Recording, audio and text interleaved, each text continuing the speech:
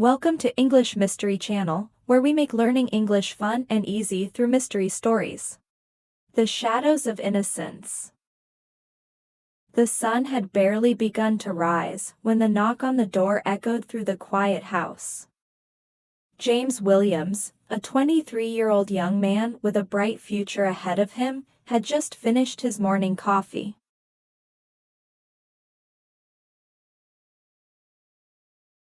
He had always been an early riser, enjoying the calm of the morning before the world woke up. But that morning, the peace was shattered by the sharp raps on the front door. James frowned, wondering who could be visiting so early.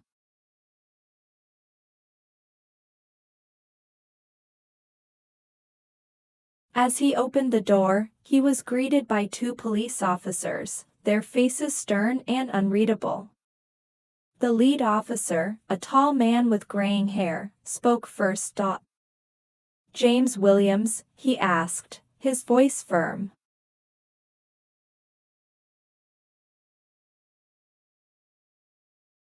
"Yes, that's me," James replied, confusion creeping into his voice. "What's this about?" "James, you're under arrest for the murder of your uncle, Richard Williams," the officer said, pulling out a pair of handcuffs. James's world spun. "What? No, there's been a mistake.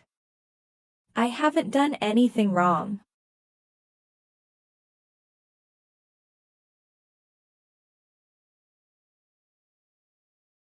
But over the past few months, strange things had been happening.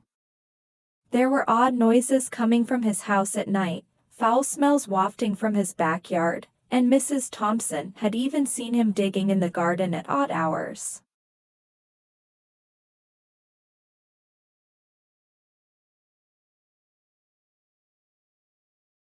"I didn't hurt anyone," he protested, but the officers didn't listen. The handcuffs clicked shut around his wrists, cold and unforgiving. As the officers led James out of the house, his mother, Elizabeth, appeared in the hallway, her face pale with shock. "What's happening? Why are you taking my son?" she cried out, her voice trembling.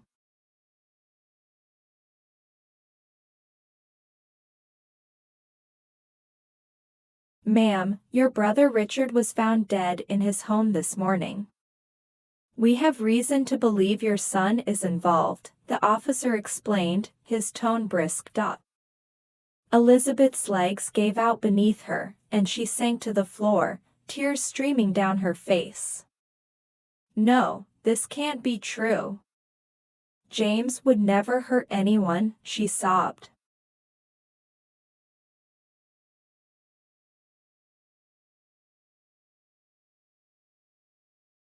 But despite her pleas, the officers took James away, leaving Elizabeth in the hallway, her heart breaking with every step they took. Hours later, James sat alone in an interrogation room, the walls closing in on him. He couldn't believe what was happening. His uncle Richard was dead.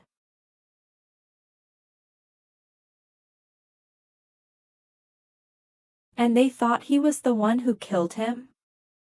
It made no sense. He had been at home all morning, alone, with no one to vouch for him. The door to the room opened, and a detective walked in, a file in hand. She was a middle-aged woman with sharp eyes that seemed to miss nothing.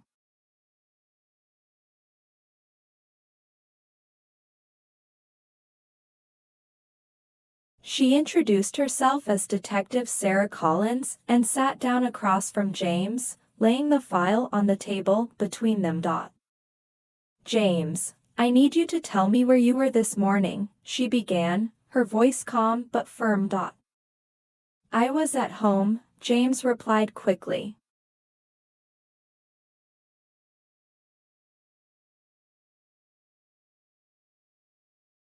"I woke up early, had breakfast, and was just finishing my coffee when the police showed up. I didn't do anything wrong." Did anyone see you at home? Detective Collins asked, raising an eyebrow. James shook his head. No, I was alone. My mom was still asleep, and I didn't go anywhere.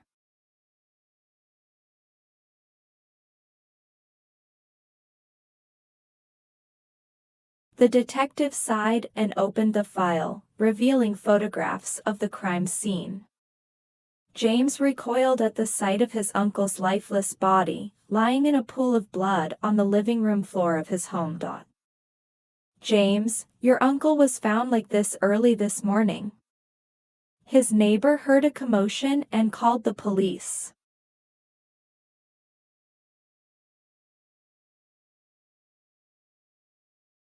When they arrived, they found him dead, and your fingerprints were on the murder weapon, a kitchen knife, Detective Collins said, her eyes boring into his. James's mind raced. Fingerprints? How could that be possible? He hadn't been to his uncle's house in weeks.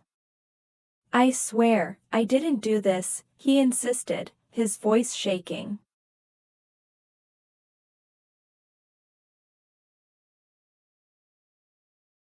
I don't know how my fingerprints got there, but I didn't kill him. The detective studied him for a long moment, as if trying to decide whether to believe him. James, the evidence is against you. But if you didn't do it, then who did? And how do you explain the fingerprints?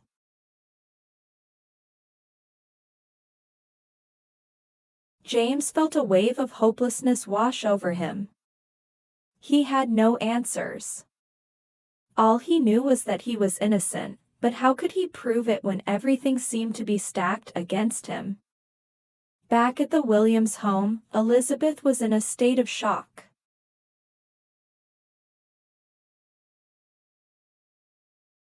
The news of her brother's death was devastating, but the thought that her son was being accused of the murder was unbearable. She knew James was innocent. He couldn't hurt a fly, let alone kill someone. But the police had found evidence, and now, her son was behind bars, accused of a crime he didn't commit.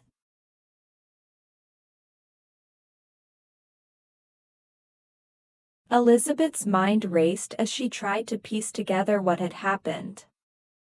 She knew she had to do something, but what? How could she prove James's innocence when she didn't even know where to start? She decided to visit Richard's house, the place where the nightmare had begun. Maybe there was something there, something the police had missed.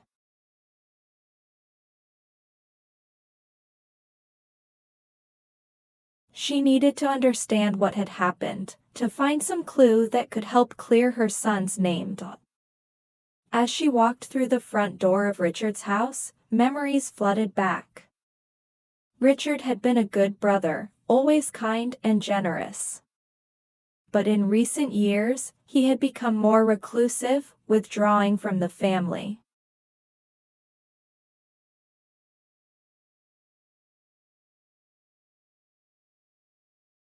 Elizabeth had tried to reach out to him, but he always seemed distant, as if something was weighing on his mind. The house was eerily quiet, the air heavy with the scent of old wood and dust. Elizabeth made her way to the living room, where Richard's body had been found.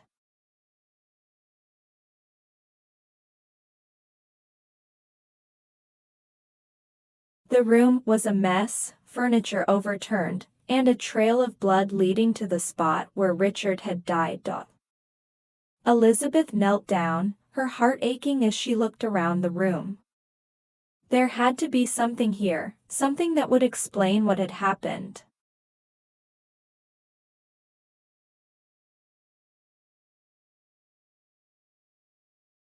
Her eyes fell on a small, leather-bound notebook lying on the floor, half hidden under the couch. She picked it up and opened it, her hands trembling. The pages were filled with Richard's handwriting, notes, and scribbles that made little sense to her. But as she flipped through the pages, she came across something that made her blood run cold. It was a list of names, each one crossed out except for the last one, James Williams. Detective Collins sat in her office, reviewing the case file. Something about it didn't sit right with her. The evidence was solid, James's fingerprints were on the murder weapon, and there was no one to confirm his alibi.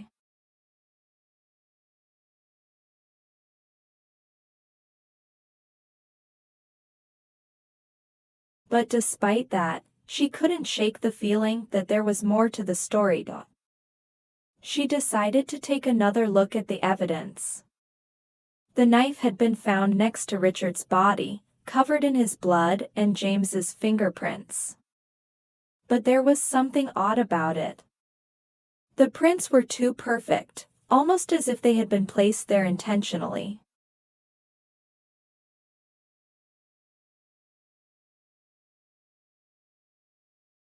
Collins frowned and reached for her phone. She called the forensic lab and asked them to take another look at the knife, specifically checking for any signs that the prints might have been transferred from another object. As she waited for the results, she began to dig deeper into Richard's life.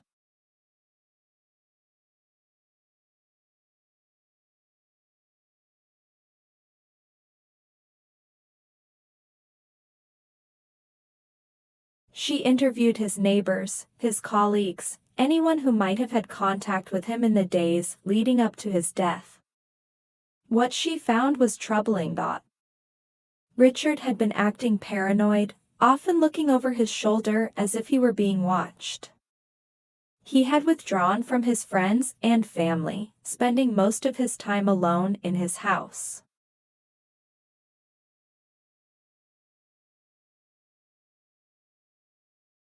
And then there was the list, the one Elizabeth had found in Richard's notebook. Collins met with Elizabeth, who handed over the notebook with trembling hands. "I found this in Richard's house," she said, her voice barely above a whisper.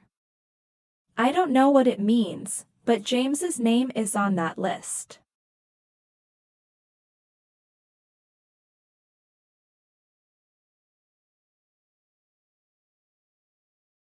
Collins flipped through the pages, her eyes narrowing as she read the names.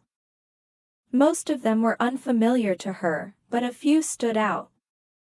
She recognized them from old case files, people who had been involved in criminal activities, some of whom had met untimely deaths. "What is this, Richard?" Collins muttered to herself. "What were you mixed up in?"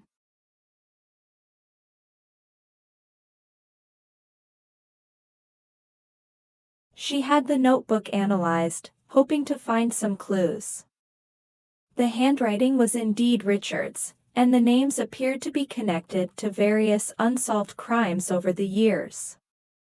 It seemed Richard had been keeping track of these people for reasons unknown.